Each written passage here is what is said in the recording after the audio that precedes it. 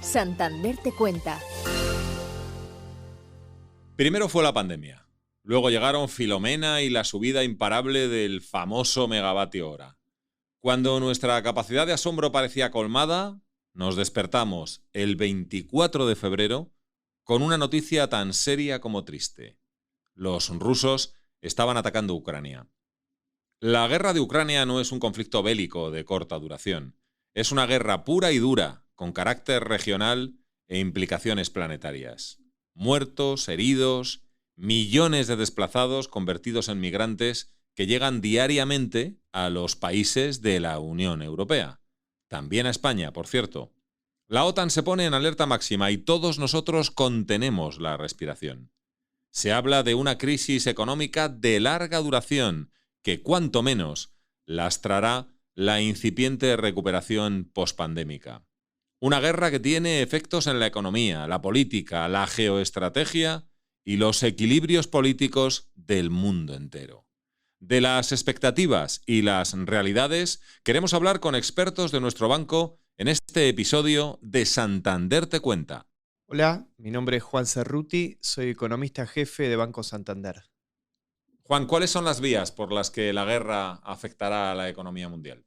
Son varias y diversas, y en general lo que notamos es que no siempre se repiten en los distintos eventos.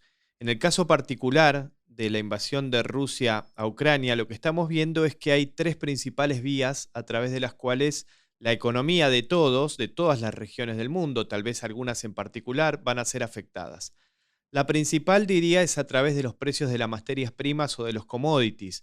¿Por qué? Porque Rusia más Ucrania son importantes exportadores mundiales, básicamente, de alimentos y de energía. Y todos en nuestro día a día, cuando consumimos algo, en general estamos consumiendo algún producto que tiene un componente o de energía o también es un alimento. Entonces, eso va a terminar afectando a la inflación. La segunda vía importante de impacto es a través de los mercados financieros, que pueden sufrir una mayor volatilidad que ya hemos visto en las últimas semanas, y la reacción que pueden tener algunos bancos centrales para combatir esa inflación subiendo los tipos de interés. Y la tercera vía, que también es muy relevante, es a través de las expectativas de los consumidores, de las expectativas de las empresas, es decir, todos tomamos decisiones de consumo o de inversión día a día, y por lo tanto, cuando cambian las expectativas que nos formamos hacia adelante, modificamos nuestras decisiones de consumo y de inversión. Vamos a hablar de países. ¿Qué países crees que se van a ver más y menos afectados? Bueno, estamos en el terreno de las especulaciones, ¿no? Porque todavía no sabemos, la guerra está en curso, el conflicto todavía no sabemos cuándo va a finalizar y tampoco sabemos el alcance que va a tener. Pero a priori lo que podemos ver, y conectándolo con la pregunta anterior que me hacías, es que básicamente hay tres regiones con distinto grado de afectación. Diría que la más afectada probablemente va a ser Europa, por una cuestión básica de cercanía y de conexión tanto de Rusia como con Ucrania. Rusia y Ucrania, como decía antes, son dos grandes proveedores de alimentos, también Europa, y en el caso de Rusia es un gran proveedor de energía. El 40% del gas que consume Europa proviene de Rusia. Por lo tanto, claramente es una región que se puede ver más afectada que otras. ¿Dónde vemos un menor impacto? Bueno, el caso de Estados Unidos o América del Norte es una región con un menor impacto. ¿Por qué? Precisamente por lo que hablábamos antes, porque tienen una menor dependencia de alimentos y de energía de la zona del conflicto. Y finalmente podríamos hablar del resto de América, si se quiere, de los países de Latinoamérica, donde hay un impacto un poco, decimos, con, efectos encontrados, podríamos decir. Por un lado, beneficia a los países de Latinoamérica, porque como sabemos, los países de Latinoamérica son grandes exportadores, particularmente de alimentos, es decir, una suba del precio de los alimentos, en definitiva, lo que implica es que mejora la balanza comercial, el ingreso de divisas para esos países, aunque al mismo tiempo puede acelerar la inflación en los países latinoamericanos, algunos de los cuales ya tienen niveles de inflación más altos. Entonces ahí el impacto final todavía no está tan claro. Desde tu punto de vista, ¿qué impacto va a tener la guerra para variables clave del banco? No sé, los tipos de interés, los tipos de cambio. La guerra es básicamente lo que los economistas llamamos de manera un poco rimbombante un shock de oferta, un impacto de oferta, ¿no? Y hablamos de estanflación, que es este nombre medio raro que tiene. Cuando hablamos de esta inflación queremos decir dos cosas. Que este shock que cité antes genera, por un lado, aumento de la inflación y por el otro lado, una tendencia a la recesión o a la desaceleración económica. Eso es muy poco frecuente cuando uno analiza la historia económica mundial, que haya eventos de estanflación. Pero no es nada más que eso, es el fenómeno de inflación por un lado y de recesión por el otro. Por lo tanto, lo que estamos esperando para la mayoría de las regiones es que se acelere la suba de precios, algo que ya estamos empezando a ver, y que por otro lado se desacelere el crecimiento que traían esas economías. También va a haber impactos en otras variables relevantes para el banco y en general para la economía, como pueden ser los tipos de interés. Los tipos de interés estamos esperando que suban por varios factores. Primero, porque las expectativas de los consumidores y de las empresas al deteriorarse generan una suba de los tipos de interés. Y segundo, porque los bancos centrales del mundo, que ya venían preocupados por la inflación antes del conflicto, una vez que se desató el conflicto, están viendo que las expectativas de inflación hacia adelante son mayores y la forma que tienen los bancos centrales para, en cierta forma, generar un antídoto a esa inflación es a través de la suba de los tipos de interés. Juan, muchas gracias. Gracias, un placer.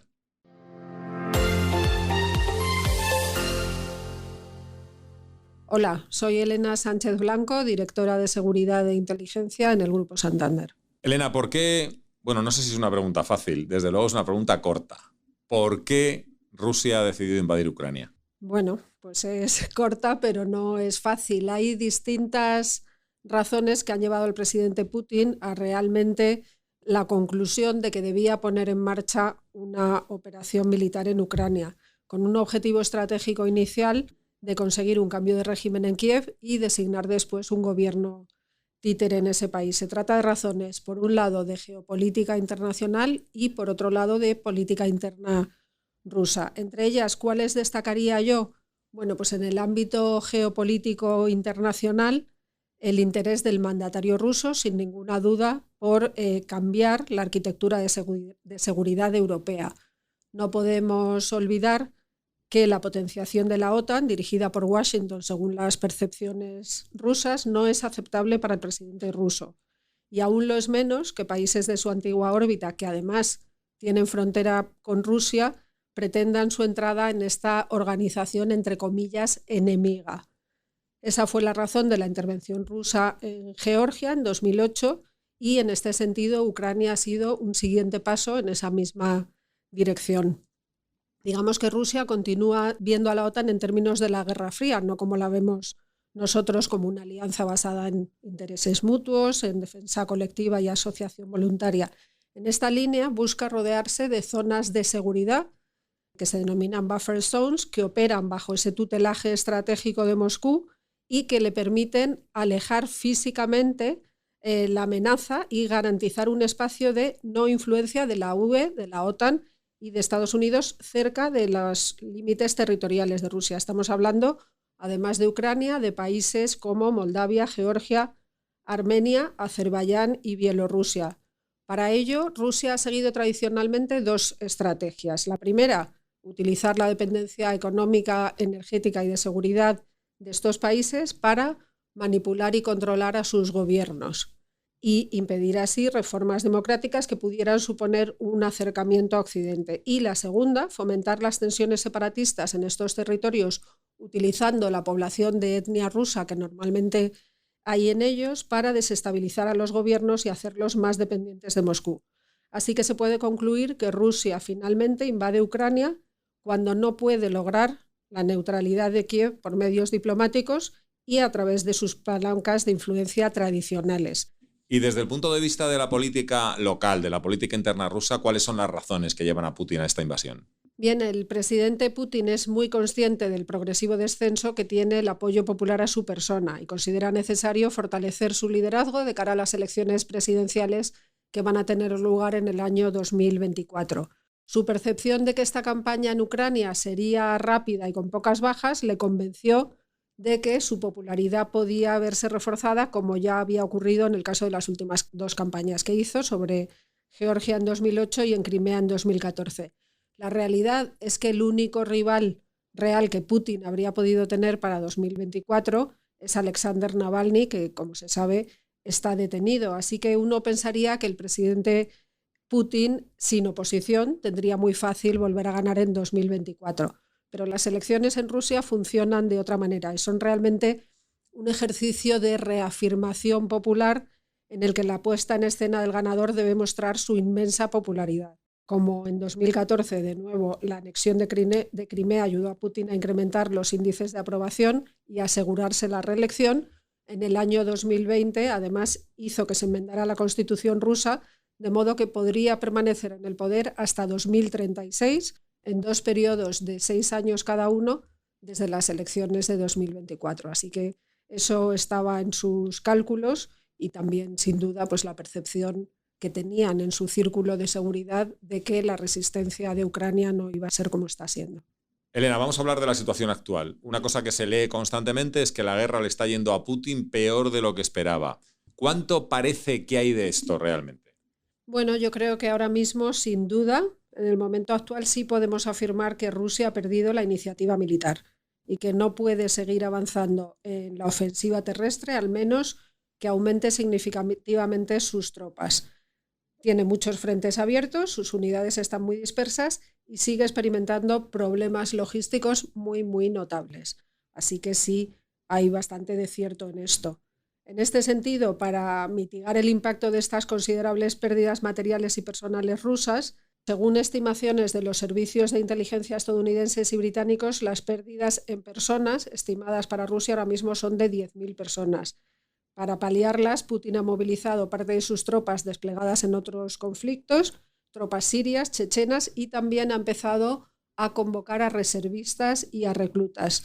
No obstante, valoramos que intentará evitar a toda costa movilizar masivamente a población civil, debido a que esto tendría un grandísimo impacto en Rusia si realmente la sociedad rusa fuera consciente de lo que es verdaderamente esta guerra, que allí, como sabéis, se llama Operación Militar Especial. Elena, se habla de muchas instituciones y de muchos países. Desde tu punto de vista, ¿cuáles pueden ser los verdaderamente determinantes? Países y organizaciones. Bueno, al principio hablaba de que las acciones que ha emprendido el Kremlin están orientadas en su estrategia de cambiar esta configuración del orden de seguridad europea, cuya razón fundamental es la razón de ser de la OTAN realmente. Entonces yo creo que la OTAN debe fortalecerse si queremos realmente mantener ese orden actual y que sea el escudo de seguridad de Europa. Ahora mismo, además, los países limítrofes o cercanos a Rusia también son muy conscientes de que su única defensa ante este expansionismo de Moscú es precisamente la OTAN, que sabéis que había entrado en un periodo un poco de reflexión tras la caída de la URSS sobre su razón de ser, y de hecho se centraba en el seguimiento del terrorismo yihadista como sus objetivos, pero ahora yo creo que debe reorientarse. Sin duda, la UE tiene que seguir siendo también nuestro escudo de protección, digamos, social.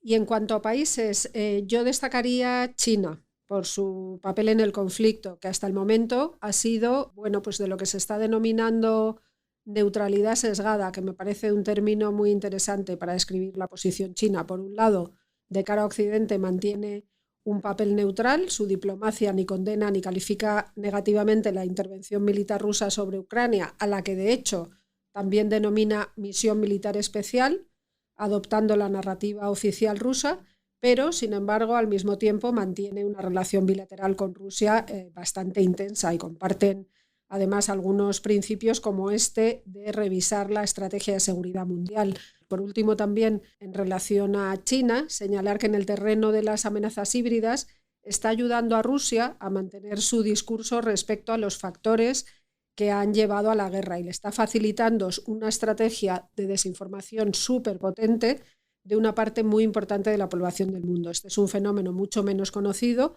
pero que resulta imprescindible analizar, yo creo, para entender mejor la amenaza a la que nos enfrentamos. Y la última, Elena, ¿cuáles son los escenarios que se atisban, te diría que en este momento, o a corto o incluso a medio plazo, en esta guerra? Desde que se inició la invasión, en el equipo de seguridad e inteligencia planteamos básicamente 3 escenarios que valorábamos como creíbles en el corto plazo y que no se excluían del todo entre ellos. Es verdad que antes habíamos estado también haciendo inteligencia y trabajando en otras hipótesis. Pero, en definitiva, de forma muy básica, primero sería un escenario de ocupación de buena parte del territorio ucraniano al este del río Dnieper, con la caída del sistema político y que forzase a Ucrania a sentarse en la mesa de negociación en circunstancias, digamos, de mucha desventaja. Después, un escenario intermedio en el que los envíos de armas y la capacidad de resistencia ucraniana evitaran la caída de Kiev y permitieran a Zelensky permanecer al mando de un país con unas pérdidas territoriales significativas, y un tercer escenario en el que la resistencia a la que se enfrenta el ejército ruso no le permitiera hacerse con el control de sus objetivos estratégicos y, por tanto, los avances territoriales fueran escasos, generando así incentivos en ambas partes para negociar periodos de alto el fuego, aunque fueran frágiles, y un contexto de cronificación del conflicto a medio plazo. Ahora mismo nos encontramos entre el segundo y el tercero de los escenarios. La evolución del conflicto realmente apunta a una cronificación sobre el terreno, pero en todo caso los escenarios que se barajan continúan estando muy abiertos. El espacio de solape entre los intereses rusos y ucranianos es muy reducido, por tanto yo creo que la evolución puede ser muy rápida de la situación. Muchas gracias, Elena. Espero que la próxima vez que hablamos no sea por la guerra, sino que la guerra haya terminado y hablemos, por ejemplo, de cómo funciona inteligencia en el banco. Gracias. Estaré encantada. Muchísimas gracias.